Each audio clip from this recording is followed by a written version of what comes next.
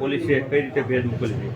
પાણશીના police સ્ટેશનની હદમાં જે 6 માર્ચના રોજ વહેલી સવારે જે 67 લાખની જે હાઈવે થાળનો બનાવ બનેલ હતો, આ બનાવની અંદર જિલ્લાની એલસીબી, એસઓજી અને અન્ય પોલીસ સ્ટેશનની ટીમોએ વિવિધ સીસીટીવી કેમેરાઓ, હ્યુમન ઇન્ટેલિજન્સ અને ટેકનિકલ સર્વેલન્સની તાત્કાલિક કાર્યવાહી હાથ ધરતા સુરેન્દ્રનગરનો એક ધર્મેશ ઝીંઝુવાડિયા નામના આરોપીને 18 કિલો મુદ્દામાલ સાથે ઝડપી પાડેલ છે.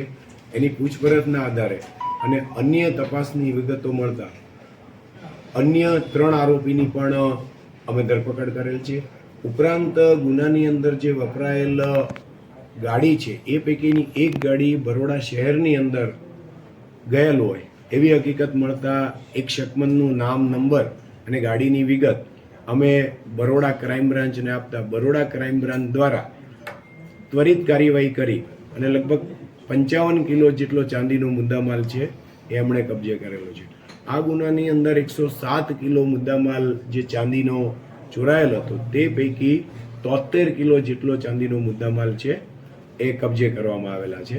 હાલ અહીંયા સુરેન્દ્રનગરની અંદર 4 અને બરોડાની અંદર 3 મળી કુલ 7 આરોપીઓ પણ અટક કરવામાં આવેલા છે. આ ઉપરાંત આરોપીઓ પાસેથી ગુનામાં વપરાયેલ 2 કટ્ટા જેવા હથિયાર અને 5 લાઈવ કારતૂસ પણ કબજે કરવામાં આવેલા છે. આ ઉપરાંત ગુનાની અંદર વપરાયેલ 3 ગાડીઓ અને 1 મોટરસાયકલ છે એ પણ કબજે કરવામાં આવેલા છે. તપાસ દરમિયાન શિવો મહાલિંગમ ઉર્ફે આફતાબ અને ફિરોજ લંગડો આ 2 ગુનાના મેઇન માસ્ટરમાઇન્ડ હોવાનું જણાઈ આવેલ છે. અને અમારી ટીમો Ahmedabad crime branch, Baroda crime branch પણ આ જે બાકીના આરોપીઓ છે એને પકડવા માટેની તજવીજ કરી રહેલ છે. ખાસ કરીને કઈ રીતે આખો પ્લાન છે બન્યો તો, અને આ આરોપી છે એમને અગાઉ પણ આવા કઈ બનાવને અંજામ આપ્યો છે? શિવો મહાલિંગમ અને ફિરોજ લંગડો એ બંને અનેક ગુનાઓની અંદર સાથે છે. અગાઉ નીમા ફાર્મની અંદર જે ફાયરિંગનો બનાવ બનેલો એમાં બંને આરોપીઓ છે એક જ ગુનાના આરોપીઓ છે.